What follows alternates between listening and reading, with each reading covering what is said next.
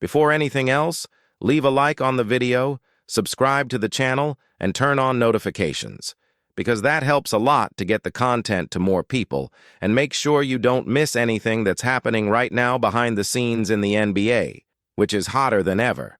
With that done, let's get straight to the point, because this is a big topic. It's delicate, and it could change the direction of an entire franchise. In the last few days, a piece of information hit the league like a bomb. Morant is available on the trade market. This isn't social media gossip, and it isn't empty fan speculation. It came from the top, from people who usually get it right. And the context of this story makes everything even stranger, almost surreal. While this news circulates among executives, agents, and front offices, the Memphis Grizzlies are literally crossing the Atlantic to Europe to play official NBA games. These matchups in Berlin and London aren't ordinary games. They don't exist just to fill the schedule. They're showcase games, planned more than a year in advance, packed with commercial interests, contracts, sponsors, and expansion strategy. The NBA wants to grow in Europe, wants to test markets, measure engagement, and open doors to something much bigger in the future. Berlin and London weren't chosen by accident. They're key cities in the league's ambitious plan. And inside this whole carefully built scenario, Morant shows up as one of the central figures. He's one of the players selected to represent the NBA product outside the United States. A recognizable face, explosive, identifiable even to people who don't follow the league closely. But there's a massive problem. He's arriving on this trip living through what might be the most unstable moment of his career, with his own team signaling it's ready to go in another direction. From the NBA's business standpoint, that's a logistical and image nightmare. Jay isn't just another player on the roster. He's a marketing piece. He's a headliner for this event. And that's why, even dealing with a lingering calf issue and missing several games, the expectation is that he plays. More than that, he'll have to talk, do interviews, show up, smile, and sell the league. There's no hiding in this situation. Everything is under the spotlight. And it's not only the NBA's interests at stake. Morant himself has a lot to lose if this exposure happens at the worst possible time. He's a global brand athlete, has a signature shoe deal with Nike, and carries commercial obligations that depend directly on public perception of who he is today and who he can become tomorrow.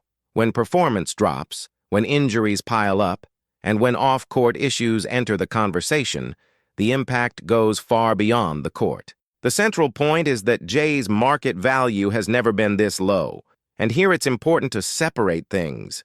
We're not talking only about the past suspensions or the off-court episodes everyone knows about. That alone already weighs heavily. But what really worries league executives is what's been happening on the floor in recent years. Injuries have become routine. Availability has dropped drastically. And when he plays, the impact isn't what it used to be. The numbers are harsh and leave little room for interpretation. This is, without exaggeration, the worst season of his career when you look at efficiency, consistency, and overall team impact. With Jay on the floor, the Memphis Grizzlies have a losing record, something few would have imagined a few years ago. The three-point shot, which was never a major weapon, is now among the worst in the league for a player who takes as many threes as he does. The mid-range game hasn't evolved either. And maybe the most symbolic data point is this. Jay is taking more shots from the outside than ever. That's a clear sign he isn't attacking the rim with the same frequency, explosiveness, or confidence as before. It's true that he recently had a 40-point game, the kind that reminds everyone who he used to be. A game that almost sounds like a warning. I can still do it. But the question hovering over the entire league isn't whether he still can. It's how often it happens. It's whether he can be available. It's whether the body holds up. It's whether his mind is in the right place. An Eastern Conference executive summed it up in a cruel but honest way. According to him, the combination of being hard to deal with, injury-prone, no longer as efficient as before, and carrying a massive contract is simply toxic on the market. It's not the kind of profile that creates a bidding war among franchises. On the contrary, it scares off interest, or, at best, attracts low-cost gambles. And here comes the inevitable comparison that's circulating behind the scenes. The situation is extremely similar to Trae Young's. Young, max contract, former All-Star, theoretically in his prime or entering it, but with a much colder market than people expected. When Trae was traded, a lot of people were shocked by the low return. But those who followed the league closely already knew there wasn't a line of teams willing to pay big. In Jay's case, the perception isn't better. The Memphis Grizzlies have reportedly made it clear they want young players and multiple draft picks. In practice, that sounds almost like a statement of intention disconnected from the current reality of the market, because the return executives talk about behind the scenes doesn't come close to that.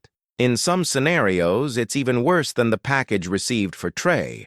That puts the franchise at a dangerous crossroads. Once this kind of information leaks, there's no going back. You can't pretend nothing happened and move forward. The locker room vibe changes. The relationship with the rookie head coach has already been strained. Fans notice, the entire league knows. Reaching the trade deadline with Jay Morant still on the roster would be absolute chaos for Memphis. At the same time, there's a real chance that no offer shows up that they actually like. Few teams need a starting point guard. Even fewer can absorb a salary in the $40 million range. And almost none can do both at the same time. That drastically limits the market. A lot of people are betting that once these talks get on track, they tend to get resolved before the deadline. But there's also a scenario, far from impossible, where nobody pulls the trigger. And if that happens, Memphis will have to live with an unsustainable situation until the end of the season, trying to shove the problem into the summer. And then there's a fundamental detail. The Grizzlies aren't just reacting to a one-off problem. The franchise's recent moves point to a broader plan. The trade of Desmond Bane, the max extension for Jaren Jackson Jr., even with surgery on the horizon, everything indicates a clear decision to rebuild around a new axis. Like it or not, Jay Morant is no longer part of that long-term vision. That leads us to a simple but heavy question. If his value has already dropped this much, if the fit no longer exists, and if the environment has deteriorated to this point, what's the best way out for everyone involved? That question opens the door to scenarios that not long ago seemed unthinkable. And that's exactly where the story gets even more interesting, because some specific franchises see this kind of situation not as a problem, but as a rare opportunity. When you look at this kind of scenario more calmly, you realize it's not just about an isolated trade or a player in a slump. What's happening with Jay Morant is a portrait of how the NBA works when talent, context, and timing stop moving together. Memphis bet everything on him as the face of the franchise, built identity, marketing, and competitiveness around that idea, but at some point the machine started to break down. And when that happens, the league usually doesn't forgive. This leak doesn't come out of nowhere. It's almost always the final step before a tougher decision. When executives let it slip that a player of this caliber is available, they're saying, between the lines, that they've already tried everything internally. Private conversations, attempts to adjust, messaging changes, patience with injuries, tolerance with off-court issues. There comes a point where the relationship wears down in an irreversible way. And that helps explain why the vibe in Memphis reached this level. Jay has already had public friction with the rookie head coach, something that rarely happens when there's alignment between a star and a franchise. That kind of conflict doesn't stay on the court. It contaminates the locker room, creates silent divisions, and undermines any attempt at continuity. Even the people who say nothing feel it. That's why the comparison with past situations makes so much sense. When franchises like the Thunder or the Jazz decided to change direction, it wasn't just one trade, it was a domino effect. Paul George left, then Russell Westbrook. Rudy Gobert left, then Donovan Mitchell. Once the first piece falls, the others follow. And Memphis, whether they like it or not, has already knocked down some important pieces in that process. The Desmond Bane trade was a massive signal. If there had been a truly strong offer for Jay Morant at that time, it's hard to believe Bane would have been involved in a different deal. That indicates the best value available was there, not in Jay. And that alone says a lot about how the league views each contract, each profile, and each risk. The max extension for Jaren Jackson Jr. also fits into that reading. Memphis chose a new pillar, even knowing he would undergo surgery and face physical uncertainty. That shows the franchise is willing to accept risk, but risk it can control. With Jay, the risk is seen as too volatile, too unpredictable, too expensive. And here's a point many fans ignore. Contracts matter. A lot. It's not just about raw talent. It's about cost, length, future flexibility. Taking on a long-term max salary for a player with a recent history of injuries and a drop in efficiency requires absolute conviction that the right environment will pull the best out of him. And very few teams feel prepared for that. Still, there are franchises that see value exactly where everyone else sees a problem. Teams that understand struggling assets only become opportunities when the context changes completely. And that's where the conversation starts to carry more weight. Because if there's one historical pattern in the NBA, it's this. Extremely talented players rarely disappear. They transform, reinvent themselves, or explode again when they land in the right place. Morant still has something you can't teach. Explosiveness, creativity, the ability to pressure defenses and change the pace of a game in just a few minutes. That doesn't vanish overnight. What happens is that in unstable environments, it gets muted. Decision-making gets worse. The body responds less. Confidence swings. The talent is still there but disconnected. That's why some teams evaluate this situation not with fear, but with cold calculation. They ask, what if we can get him for less than he'd be worth under normal conditions? What if, inside a solid structure, with strong leadership and less offensive responsibility, he can focus on what he does best? That kind of bet isn't common, but when it works, it redefines championship windows. The problem is that those bets only work when the fit is perfect. It's not enough to want it. You need a strong locker room, a consolidated culture, and stars willing to share the spotlight. Ja can't be the absolute center of everything anymore. He needs to enter a system where he's part of something bigger, not the sole axis. That's why so many behind-the-scenes conversations revolve around only a few franchises. Not because they desperately need a point guard, but because they can absorb risk. They can hide weaknesses, maximize strengths, and, most importantly, impose clear boundaries. That detail is essential. Talent without boundaries becomes a problem. Talent with boundaries becomes a weapon. On Memphis's side, the clock is running. The closer you get to the trade deadline, the more bargaining power tends to shrink. Everyone knows they want to solve this. Everyone knows keeping Jay on the roster after that is basically unworkable. And when everyone knows that, offers don't go up. They go down. The draft pick situation complicates things even more. The Grizzlies are involved in complex swap agreements with other franchises, which limits clarity on the real future return. The original plan was simple: accumulate assets, land high picks, and accelerate a rebuild. But the reality of the league changed. Some teams exceeded expectations, and what looked like a safe bet turned into a hard-to-decipher puzzle. In the middle of all this, Morant is living through what may be the most decisive moment of his career, not only in basketball terms, but in narrative. He can leave this story labeled as wasted talent, someone who couldn't align potential and professionalism. Or he can become the classic example of sports redemption, the player who fell, got questioned, and came back stronger in a different environment. And that matters, because players also choose. Even without full control over where they go, they influence the back channels. They make it clear where they'd accept a fresh start, where they believe they can rebuild value. Nobody wants to go somewhere that only extends the problem. In the end, everything converges to an inevitable conclusion. This situation isn't going to simply cool off. You can't pretend normality. Either Memphis finds an acceptable trade, even if it's below their initial dream, or they push a massive problem to later. And recent NBA history shows that pushing it rarely works. Now, if you look at this scenario with a fan's mindset, the question changes. It stops being, will Memphis get what they want? And becomes, which team will have the courage to bet?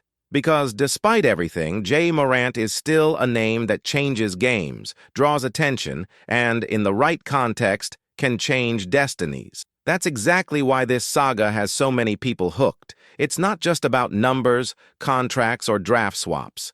It's about risk, ambition, and future vision. It's about who's willing to see beyond the bad moment and who prefers safety, even if that means stagnation. And now I want to hear from you. If you were a front office executive, would you bet on this turnaround or stay far away? Leave your opinion in the comments because this debate is going to keep going. And before you go, leave a like on the video, subscribe to the channel, and turn on notifications because this story is far from over, and you're going to want to follow every chapter. Kai returned to the court with an impressive performance, reaffirming his status as one of the most promising talents in Asian basketball. In a recent game against Kyoto, he delivered a spectacular performance, scoring 20 points, grabbing 4 rebounds, and dishing out 3 assists.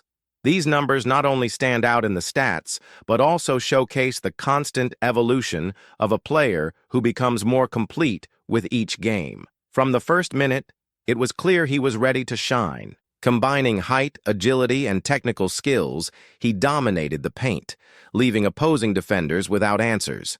His mid-range shots were sharp, a reflection of the continuous effort he dedicates to improving his game.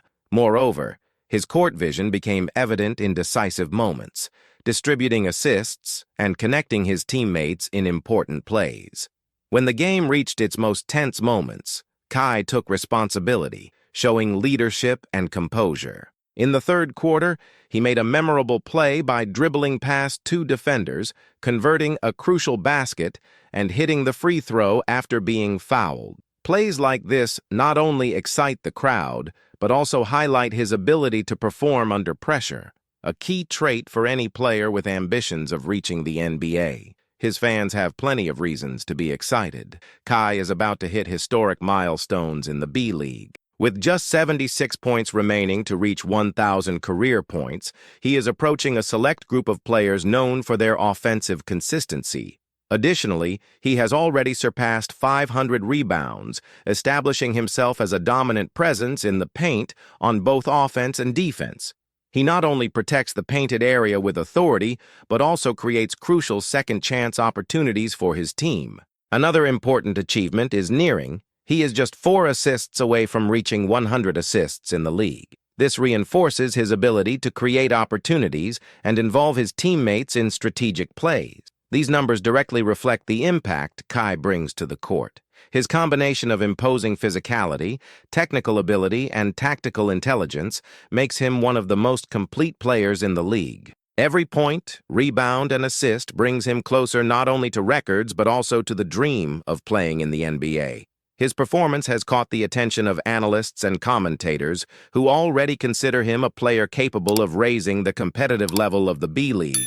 Comparisons with great past big men are starting to emerge, highlighting his potential to leave a legacy in international basketball. But for Kai, more than statistics or records, the important thing is to keep evolving and making his mark in every game. Kai Sotto's future has been one of the most debated topics among fans and experts, and one of the most mentioned destinations for him in the NBA is the Golden State Warriors. The franchise's fans have already started a campaign on social media asking for his signing, believing he could be the missing piece to strengthen the team. The Warriors are known for their fast and dynamic style of play, with an emphasis on long-distance shooting and constant movement. However, one of the team's weak points has been the lack of a dominant presence in the paint, someone who can protect the defensive area, grab rebounds, and bring balance to the team.